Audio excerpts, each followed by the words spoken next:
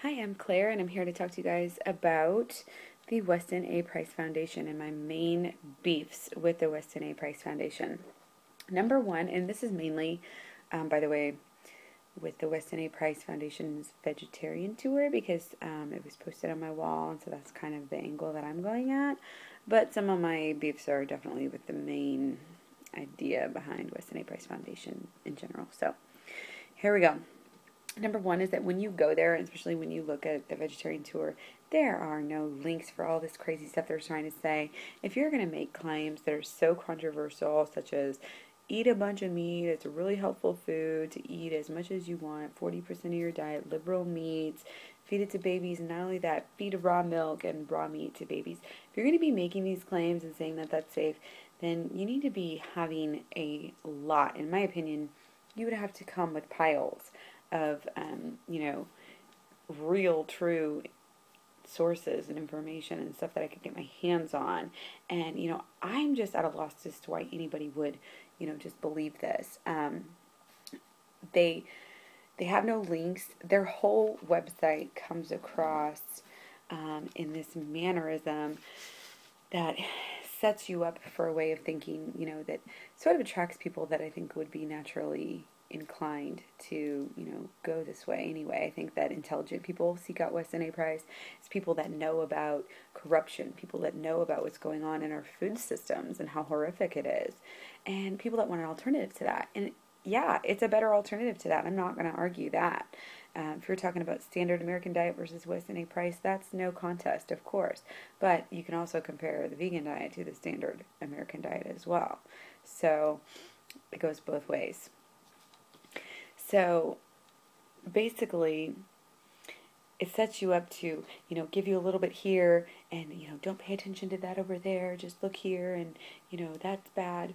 It has a lot of, anti-mainstream sort of idealism. And that's great. It's, initially what sucked me in too, and that's what they feed off of. They even list it, all over their page. You'll look at these sites and they just kind of assume that, you think these are bunk. And reading it from an objective standpoint rather than a meat eater who's looking for sources to back me up, to feed my addiction, then it's really a different read. It's kind of confusing to read through and be like, oh no, this is what they're saying.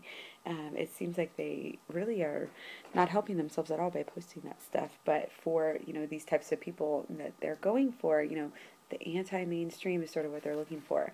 But to me, when I hold up the big beef and dairy industry and what they're actually saying and what actually gets through to the American people, and then when I look at, on the other hand, the small, dairy and beef industry, it's the same thing. They're saying the same thing. Their product is pretty much the same.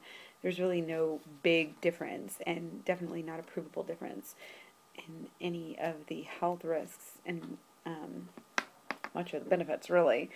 When you come right down to it. But we'll get into that a little bit more. One of the other things about just the foundation in general, huge conflict of interest. They say all over their site that they're not funded by big, industry, dairy and cattle.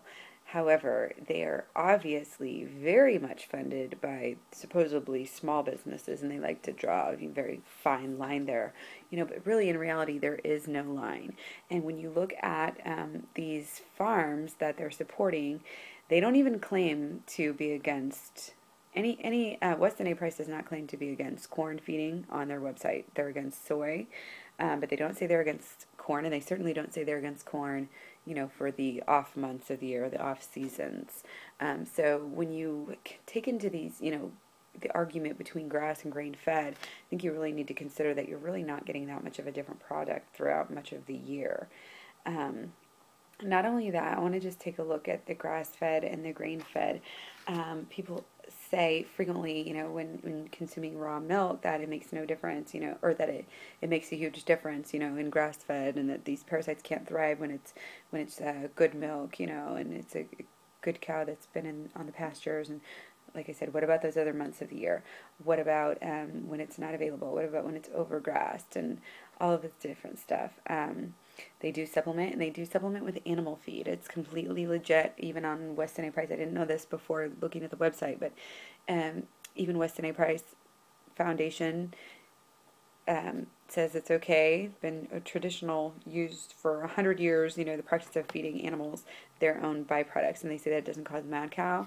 Well, guess what? I have a lot of non-mainstream sources that I've been following for quite some time that say otherwise, and that it's a huge problem. And so I was really surprised to see that Weston A. Price was sticking up for that practice. Not only that, but you take into consideration that, organic cows and everything can still have vaccines, and they can also get, these are animals you're talking about, so they're not just getting all of their all the bad things from their food. They can get it from the air, they can get it from the water as well. So all of the different things you might have going on in the water, dioxins floating around, fluoride floating around, again, vaccines and even pharmaceuticals floating around are still accumulating in that meat, and you're still intaking that regardless of whether you're having an organic, grass-fed cow or not. And back to the raw meat issue, it's really never, I have not seen any studies yet that have proven to me that there's a measurable difference at all, much less a safe level at all, where it's okay for especially infants to have the raw products. So huge for me. I don't get it. If somebody could explain it to me, I might be less of a fanatic about this, but I don't know. I think the person who posted on my page actually said, maybe you'll see the light and become a meat eater. I don't know if that would make her feel better or what. Sorry to, I'm not trying to be rude, but I feel that there's that element, because I know I've been a meat eater, and I know there's a pull, and I know that you're looking for, reasons to believe, and I think that's why a lot of meat eaters are worried about the ethics of meat. And I don't hear a lot of vegetarians even talking about the ethics of meat anymore. I mean, that's like something that 12-year-olds do. The real, the people that I know in my real life who are vegans and vegetarians are doing it more for ecological reasons than anything else. They're not out there preaching. I mean, if they are, they're doing it in a positive way. Like, I'll promote it, but I'm not going to say, don't, I'm not going to, except for a video like this where I'm, sort of talking about a principle in general. I'm not going to go say, oh, don't eat meat, any at all, blah, blah, blah. And I feel like this foundation is just real, like, even though at the beginning of the page they say, even at the beginning of the whole thing, they say, oh, vegetarianism is fine, you can be fine and be a vegetarian. And then they have this whole page, dedicated, this whole, however many hundreds of pages dedicated towards it. Which doesn't make any sense. So there is a huge conflict of interest between the farmers. Not only that, but the authors and the book writers that are all on the board of directors, they are making a profit, whether you want to admit it or not, but they are. You can label it how you want to, but they are.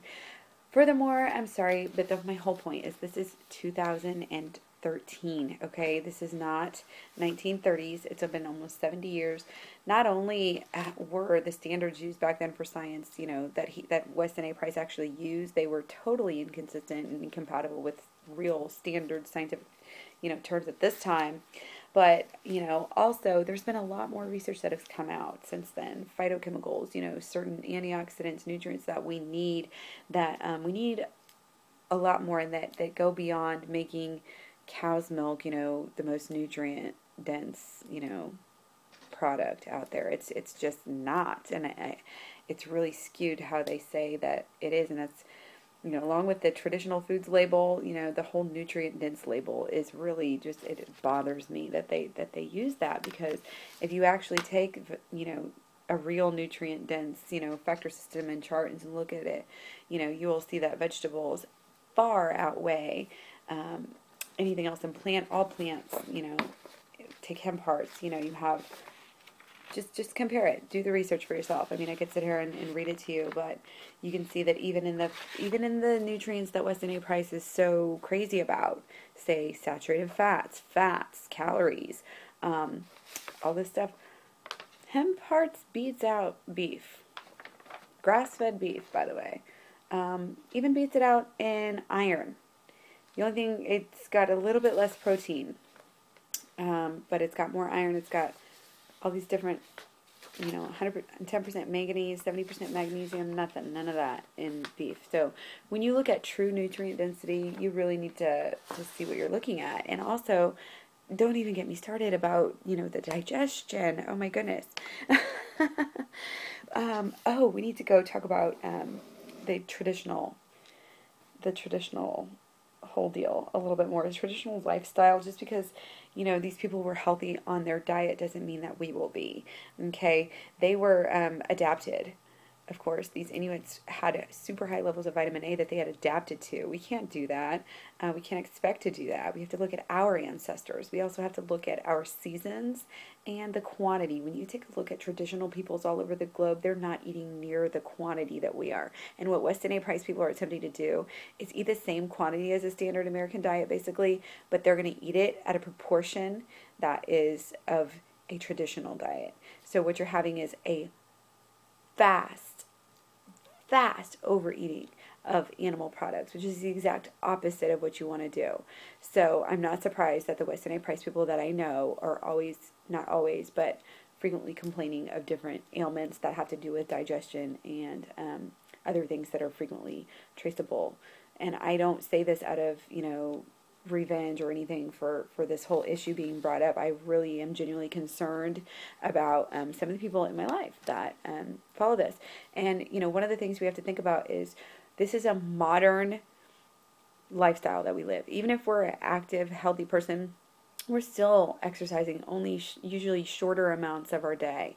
You know, these people back then, they weren't even raising their own food. They were hunters and gatherers, and they were moving and surviving, you know, out in the wild. So it's obviously, you know, the calories. And it's not just about, I don't even care about saturated fat. It's the calories. When you have calories, that many high of calories from fat, that equals cancer, that equals heart attack. That has been proven. You can sit there and argue about saturated fat all day and draw everybody's attention down to saturated fat on studies that honestly still I can't even find. But it doesn't take away the fact that you have all these other studies, you know, and it's not only heart disease and cancer, it's diabetes, it's multiple sclerosis now, it's so many. And not only that, but Weston A price will have you believe, they'll just say, oh yeah, none of these studies that they're saying, none of these China studies can be replicated. They have, and they are, and they will. And it's common knowledge that you can get told by the doctor, you know, to pretty much, you know, quit doing this, this, and this, and you can have your, you know, levels go to a lesser place, and it's good for you. So, and you lose weight, which is, I mean, it's clear, like, you cannot refute the whole calories and weight and obesity issue. And again, when you have 33% of people in this country getting enough vegetables, the opposite of what you want to do is hype this Weston A price diet, just on sheer calories and, you know, proportions alone. Back to these traditional people, when they were eating a tiny little bit of food a day, you know, yeah, you know, meat might have been a higher percentage of their diet, but that doesn't mean that we should try to emulate that in any stretch of the imagination. So there's a lot of issues there that are more delicate than Weston A price wants to, you know, flippantly, you know, advise you to eat their products. So just remember that. They're selling products, whether they want to admit it or not. So if we're going to eat traditionally, you know, traditional Chinese medicine says that you should eat 4 times the vegetables of your, you know, of your meat. So that's pretty much the opposite. I don't know, probably even more than the opposite. And we need to take into consideration our own ancestors. You know, what did my ancestors eat? Not what did some, you know, ancestors eat halfway across the globe. Not only that, but you need to take into consideration the seasonal.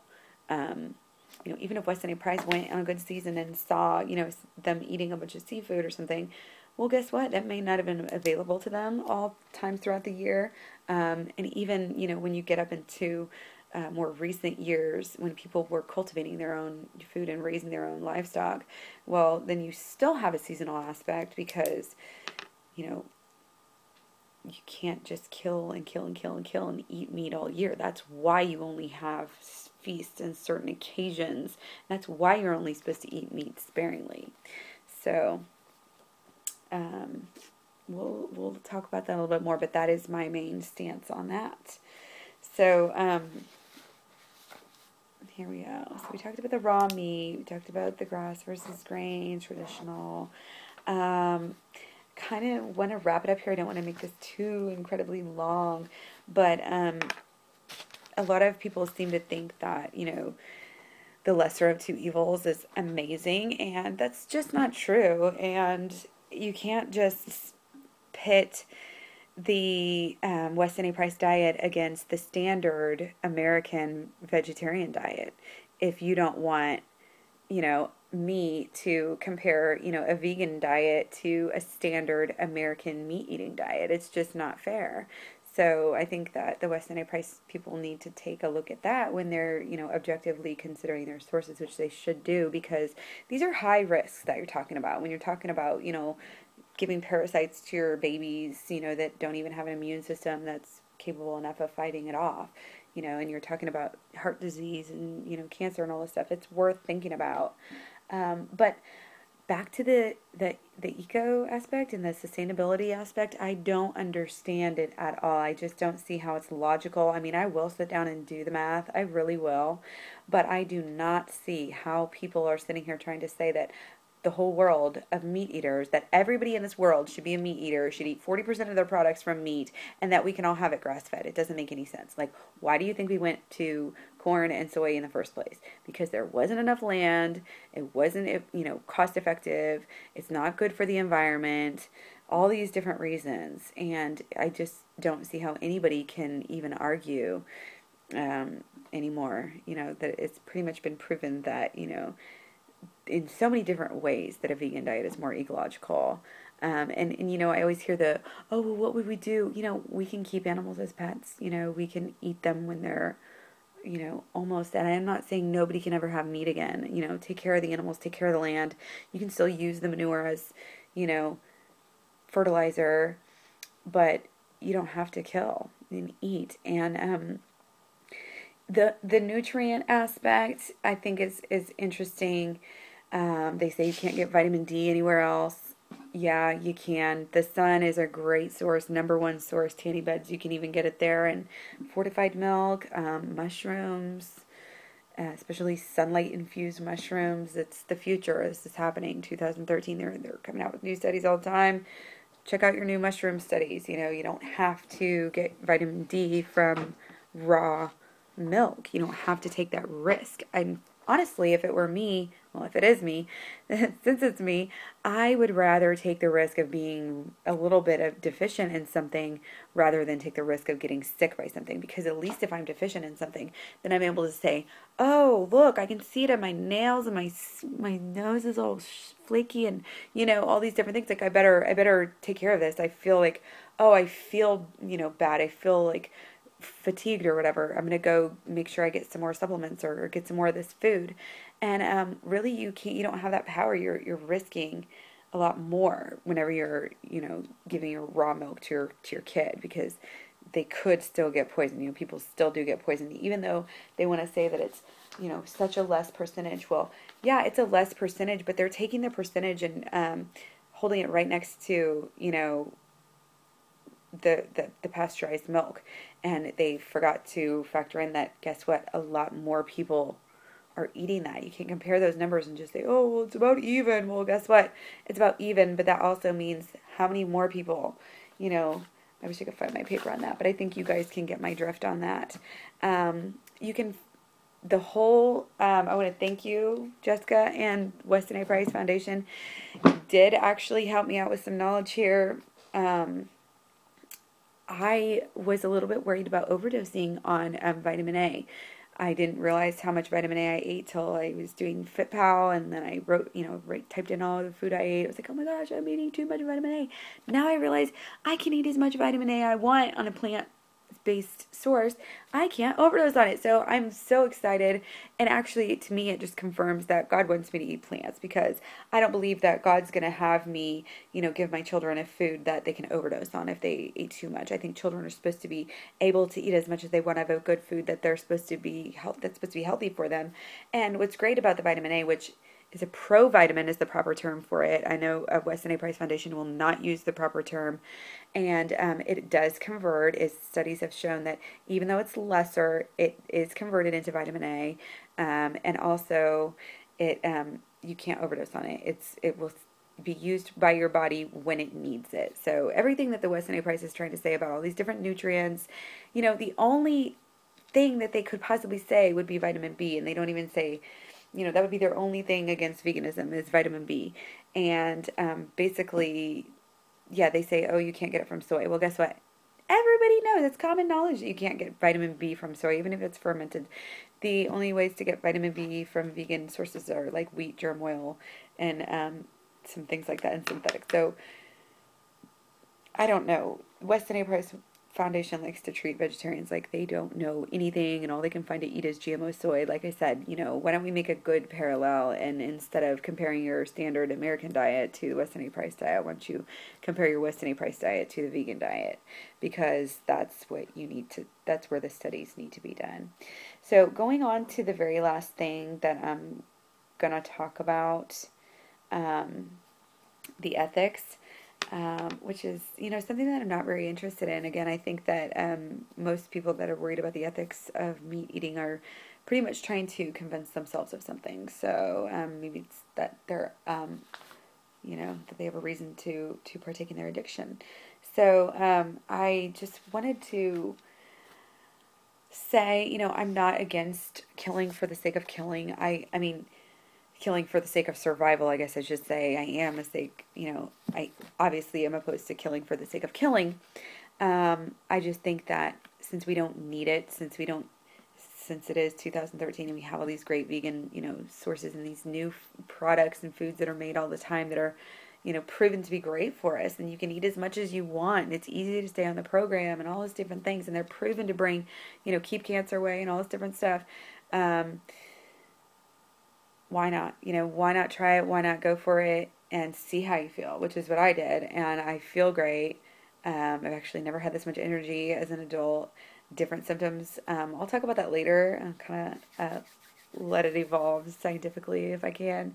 But I really just want to say, to kind of close off, is that one thing that I do think that we need in this world is more value of life. I think we have a huge epidemic of a loss of just valuing life. And I know that was my main problem growing up, as an adolescent, is that I didn't value my own life and probably even the lives of others as much as I should. And I just think that the way that we do things should always be questioned and should always be looked at constantly, basically. And I've just gotten to a point where I can't deny that this is what I'm supposed to be doing. I feel it with every bite, as much as somebody else can tell me, oh, no, this is ethical. Oh, this is healthy for you. I don't feel healthy when I eat it. I don't feel good when I eat it. It doesn't even make me hungry, at all anymore. So I just feel like, if we could find a different way, it's going to be better for our bodies. It's going to be better for our planet. And not only that, but it's going to be better for our collective psyche as, a society, because we'll be valuing life. And instead of eating these animals, we'll be making them as friends. And, who couldn't use an extra friend? And, maybe we'll have a lot less violence in the world if we can all come to a place where, we move to a vegetarian or a vegan future, and we can really, I just can't imagine that if we were all raised as, vegetarian vegans, and didn't just gloss over, oh, where does this meat come from? I think if half the kids were told the truth from the second they asked that question, they wouldn't choose it.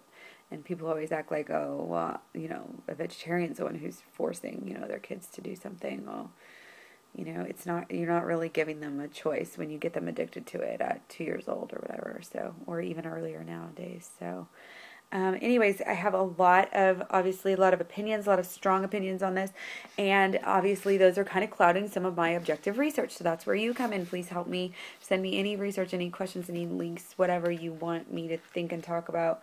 For now, I'm just going to be going through this humongous stack of papers that is the vegetarian tour. I'm going to start at the beginning. We'll end up, maybe someday we'll end up at the end, and maybe someday by then we'll have answers, maybe not, maybe it'll still be one of those things, but either way, I'll feel better just knowing more about the situation, and hopefully you will too. I think there's a lack of information out there, and even a lot of, people questioning it and saying something about it, even though it is so dangerous. So, I am here to not only find some answers, but get some advocacy about this, because I think with a foundation that has as much popularity as the Weston A. Weston A. Price Foundation does, that they definitely deserve some more attention for some of the claims that they're making. So here we go. Anyway, regardless, guys, eat your veggies.